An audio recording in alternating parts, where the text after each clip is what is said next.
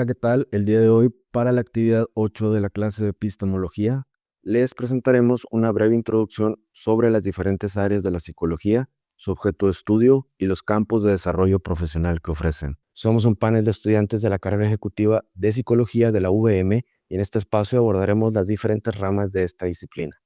Nos gustaría comenzar compartiéndoles que la psicología, como la conocemos hoy, nace en 1879 con el primer laboratorio experimental fundado por el científico alemán Wilhelm Wundt, aunque sus raíces más profundas vienen de la filosofía y la biología. Desde entonces, ha evolucionado para convertirse en una ciencia clave para entender la mente, el comportamiento y las emociones humanas. A lo largo del tiempo, diferentes enfoques como el psicoanálisis, el conductismo y la psicología humanista han dado forma a esta disciplina, abriendo camino a las diferentes especialidades que a continuación exploraremos en este podcast.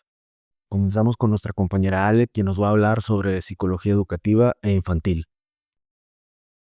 Hola, pues bueno, voy a hablar sobre la psicología educativa infantil.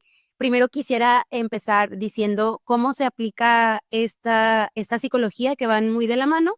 Y bueno, esta psicología aborda cómo los niños pueden entender el mundo, desarrollar habilidades, enfrentar desafíos en distintas etapas de su crecimiento.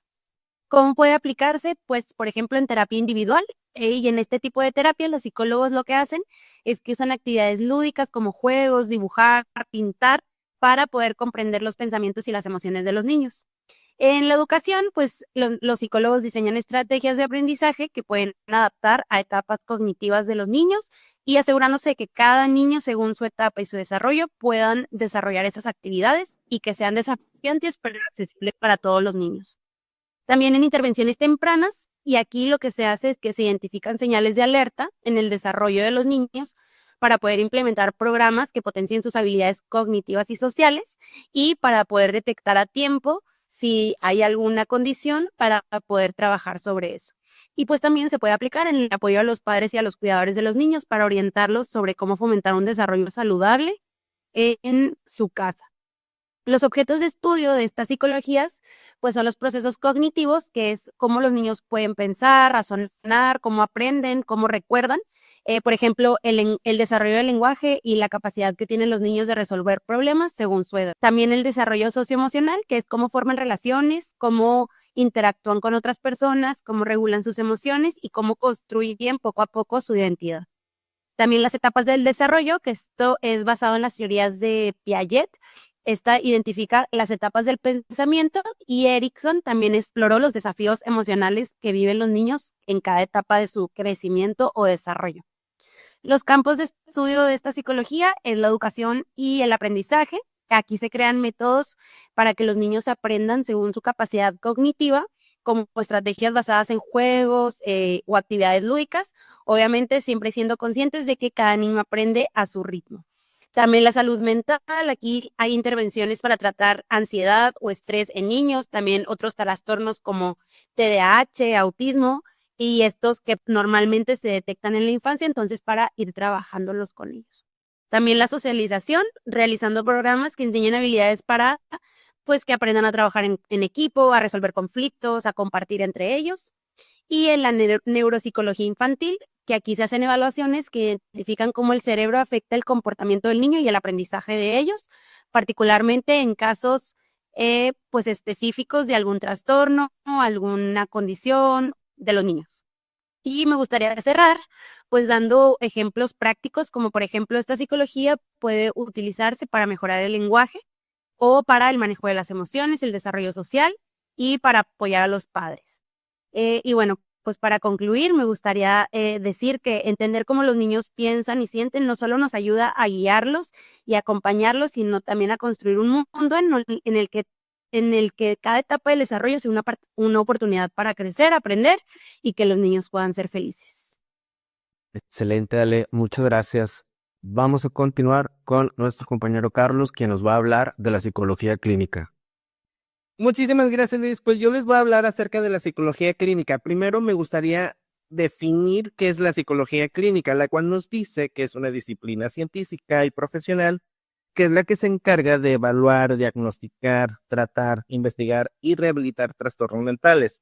El objetivo de esta psicología es ayudar a las personas a recuperar su equilibrio mental y llevar una vida plena.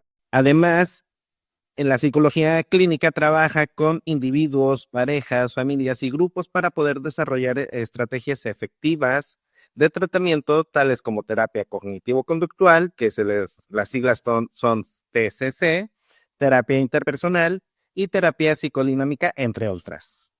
Ahora bien, hablando de los objetos de estudios de un psicólogo clínico, este tiene diferentes campos o diferentes áreas en las que puede trabajar un psicólogo clínico, pero las más comunes que podemos encontrar en esta psicología son trastornos de ansiedad, depresión, trastornos alimentarios, trastornos de la personalidad, trastornos infantiles, trastornos de adicción, terapias familiares y de pareja, terapias para trastornos psicológicos relacionados con enfermedades médicas.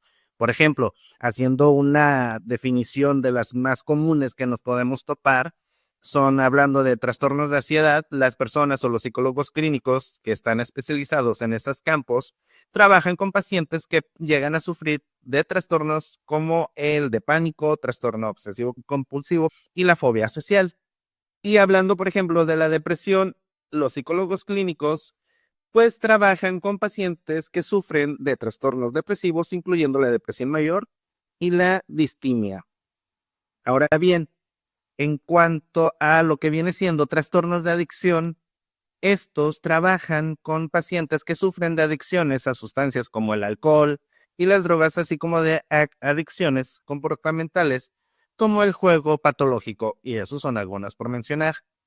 Ahora bien, hablando de campos de desarrollo profesional de un psicólogo clínico, los psicólogos clínicos se pueden o tienen una amplia variedad de oportunidades de carrera, desde trabajar en una clínica privada hasta colaborar con organizaciones sin fines de lucro o empresas. Por ejemplo, algunos de los trabajos o desarrollo profesional más comunes para los psicólogos clínicos van desde trabajos en los centros de salud mental, donde en ellos pueden ser desde centros de salud mental, hospitales o clínicas brindando atención a pacientes con trastornos mentales o emocionales, trabajan en empresas u organizaciones donde dan asesorías y terapia a empleados de empresas u organizaciones, mejorando la salud mental y el bienestar en el lugar de trabajo.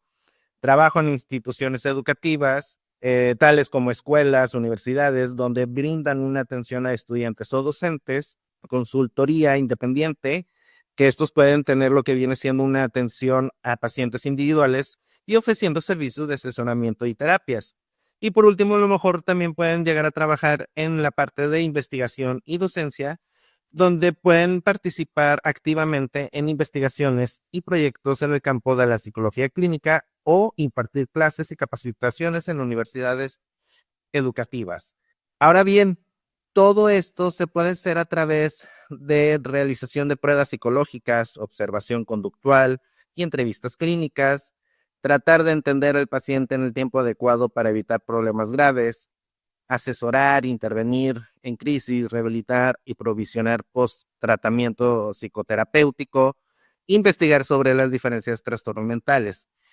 En resumen o en conclusión, pues estas personas, los psicólogos clínicos, somos o son las personas que se responsabilizan de nuestra salud mental, que no debemos de minimizar. Si cualquier persona tiene, no sé, síntomas iniciales de la depresión o ansiedad, es un punto importante en los cuales pueden llegar a recurrir para que se pueda atender a tiempo, sean evaluados, sean diagnosticados, y que la salud mental de uno como persona o como personas es lo más importante y que es lo que también debemos de cuidar. Ok, entonces pues por mi parte sería todo, compañeros. Excelente, Carlos. Muchas gracias por compartirnos y ampliarnos más el tema sobre esta rama de la psicología. A continuación, nuestra compañera Arlet nos va a desarrollar el tema de la psicología forense. Buenas noches, mi tema es la psicología forense, como les comentó Luis, y probablemente se estén preguntando qué es la psicología forense. Básicamente es una rama de la psicología que aplica conocimientos psicológicos en el ámbito legal. Los psicólogos forenses ayudan a resolver casos judiciales mediante una evaluación de la salud mental de las personas que están pues involucradas. Una pregunta que probablemente se estén haciendo es ¿qué hace un psicólogo forense? Un psicólogo forense hace una evaluación de la salud mental que esto básicamente es que determinan si una persona tiene la capacidad mental para ser responsable de sus actos o si un trastorno afectó su comportamiento. También suelen hacer testimonios en tribunales, que significa que dan su opinión experta en juicios sobre el impacto de la salud mental en los delitos cometidos. Otro de los análisis que pueden hacer los psicólogos forenses son la perfilación criminal y la evaluación de la peligrosidad. Estos ayudan a entender el comportamiento de los delincuentes. Estas pueden ayudar a la policía en sus investigaciones. En sí, ¿cómo se aplica la psicología forense? Bueno, un psicólogo forense puede evaluar a una persona acusada de un crimen para así determinar su responsabilidad o ayudar en casos de custodia infantil para valorar qué entorno es mejor para un niño. Tenemos que tener en cuenta también que los psicólogos forenses deben ser imparciales y basarse solamente en hechos y pruebas y nunca en opiniones personales o comentarios, ya que su rol es ayudar a que el sistema de justicia tome decisiones informadas. Para terminar, mi conclusión sobre esta rama es que es clave para interpretar cómo los factores psicológicos influyen en el comportamiento de las personas en contextos legales, así ayudando a la justicia a tomar decisiones más informadas y justas. Muy interesante, Arle, todo el tema relacionado con la psicología forense. Muchas gracias. A continuación, nuestro compañero Ricardo nos va a hablar sobre la psicología organizacional y la psicología social. Muchas gracias, Luis. Bueno, pues hablando un poco del tema de la psicología organizacional, pues tiene como objeto de estudio que se centra en una gran variedad de rubros dentro de las organizaciones. En este caso, el objetivo principal, pues, es potenciar y cuidar el estado mental de las personas que trabajan en ciertas empresas o instituciones, ¿no?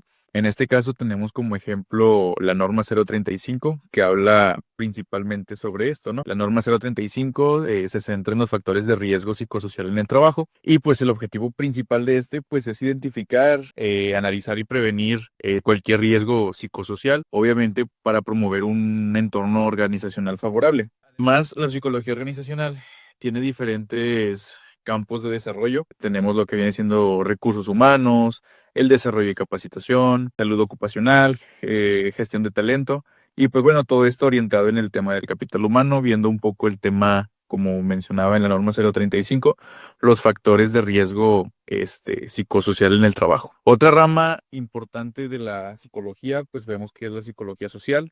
Tiene como objetivo de estudio los pensamientos, sentimientos y comportamientos de los individuos. En este caso, pues vemos todo lo que viene siendo el tema de la percepción social, la cognición, actitudes y cambios de actitudes, la identidad social y grupal, cómo nos puede perjudicar el tema de la percepción, ya sea estando en un grupo o de forma individual. Y pues bueno, a grandes rasgos podemos concluir que ambas son muy importantes, ya que pues son situaciones que vamos viviendo día a día. Diariamente nos topamos con situaciones en el trabajo, diariamente con tema de la percepción o el tema de la psicología social, pues podemos también destacar que todos los días tenemos experiencias diferentes y pues el abordar o el tratar pues es importante en estos casos. La psicología organizacional y social, aunque tienen enfoques específicos y áreas de aplicaciones distintas, están intrínsecamente conectadas a través de su interés común, que es el entender y mejorar las interacciones humanas, pues en diversos contextos o diferentes entornos sociales, depende pues obviamente el contexto en el que nos encontramos. Y pues muchísimas gracias, cedo la palabra al compañero que sigue. ¿Qué tal? Mi nombre es Luis y me gustaría hablarles sobre la neurología y la psicología de la salud. La neurología es una ciencia interdisciplinaria que combina la medicina, la psicología y la filosofía. Nace de la necesidad de comprender cómo el cerebro y su funcionamiento están vinculados con el comportamiento humano y los procesos mentales. Su desarrollo comenzó a tomar fuerza en el siglo XIX, impulsado por avances en neurología y la observación clínica de pacientes con lesiones cerebrales. Fue en este contexto donde científicos como Paul Broca y Carl Berinke marcaron un antes y un después. Broca descubrió que el lóbulo frontal izquierdo es clave para la producción del habla, mientras que Berinke demostró que el lóbulo temporal izquierdo juega un papel fundamental en la comprensión del lenguaje. Estas investigaciones evidenciaron que diferentes áreas del cerebro tienen funciones específicas sentando las bases para entender la relación entre las estructuras cerebrales y las funciones cognitivas. El objeto de estudio de la neuropsicología es la relación entre el cerebro y las funciones cognitivas y comportamentales. Esto incluye analizar cómo las estructuras cerebrales y los procesos del sistema nervioso están involucrados en actividades como el lenguaje, la memoria, la atención, la toma de decisiones y las emociones. La neuropsicología se enfoca en entender cómo estas estructuras se organizan en el cerebro, cómo interactúan entre sí y qué sucede cuando una lesión o alteración en ciertas áreas afecta a estos procesos. Esto no solo permite desentrañar la estructura interna de los procesos mentales, también busca soluciones terapéuticas para mejorar la calidad de vida de las personas con daños neurológicos. Aunque en sí se considera una ciencia positivista porque se basa en métodos como la observación directa, la medición y la validación empírica, también integra elementos interpretativos o cualitativos cuando se enfoca en contextos específicos como las emociones o el sentido subjetivo de las experiencias cognitivas. La neuropsicología tiene muchas aplicaciones interesantes. En el área profesional, por ejemplo, en hospitales y clínicas se enfoca en la evaluación y rehabilitación de pacientes con lesiones cerebrales o trastornos neurológicos. También están los centros de rehabilitación neurológica donde trabajan en recuperar habilidades cognitivas y fomentan la neuroplasticidad. Además, en la parte de investigación académica y científica, estudian el cerebro, la cognición y los trastornos neurológicos. Incluso en educación también tienen un rol muy importante, ayudando en el diagnóstico de problemas de aprendizaje y capacitando a los docentes en estrategias neuroeducativas. También están metidos en empresas y tecnología, diseñando interfaces cerebro-computadora y optimizando el rendimiento humano. Otra área muy importante de la psicología también es la psicología de la salud. Es otra rama que nos ayuda a entender cómo los factores psicológicos afectan la salud física y el bienestar general. Es una disciplina relativamente reciente, surge a mitad del siglo pasado, cuando se comenzó a reconocer la importancia de los aspectos emocionales y conductuales en la prevención, tratamiento y manejo de algunas enfermedades, como las crónicas, cardiovasculares, cáncer y trastornos mentales. Su objeto de estudio abarca temas como el estrés, las emociones, la adaptación psicológica a enfermedades, los hábitos de la salud y la relación entre mentalidad y bienestar físico. La psicología en el ámbito de la salud también tiene muchos alcances, por ejemplo en hospitales y clínicas, como la neuropsicología, pero acá se enfocan en promover la salud y manejar enfermedades con enfoques psicológicos. También en centros de rehabilitación, en el área de investigación científica, en educación y prevención, en empresas, los psicólogos trabajan en estrategias para manejar el estrés y mejorar el bienestar laboral, algo que cada vez es más necesario. En resumen, la neuropsicología y la psicología de la salud nos muestran cómo la mente y el cuerpo están interconectados. La neurología ayuda a entender cómo el cerebro influye en el comportamiento y la cognición, mientras que la psicología de la salud se enfoca en mejorar el bienestar integral, dando tanto la prevención como el tratamiento de enfermedades. Ambas disciplinas destacan la importancia de cuidar la salud mental y física para una vida equilibrada. Y ya por último, ya para cerrar, nuestra compañera Arlette nos va a compartir una conclusión sobre el tema. Bueno, como podemos ver, hay muchas ramas dentro de la psicología, cada una especializada en áreas distintas, pero todas con un objetivo en común, que básicamente es entender el comportamiento humano. Lo interesante es que no hay una rama que sea más importante que otra. Todo depende del contexto en el que se aplique y de lo que se quiera lograr. Por ejemplo, la psicología clínica es clave cuando se trata de tratar trastornos mentales, mientras que la psicología organizacional juega un papel esencial en el ámbito laboral, ayudando a mejorar el ambiente de trabajo y la productividad. Además, dentro de cada rama existen enfoques y técnicas que varían dependiendo de las necesidades que existan en ese momento. Lo que realmente importa es elegir la rama adecuada según el problema o situación que se esté enfrentando. En resumen, la psicología es un campo tan amplio y diverso que siempre hay una herramienta útil para cada necesidad y todas tienen su valor dependiendo de para qué y cómo se aplique. Es todo y muchas gracias.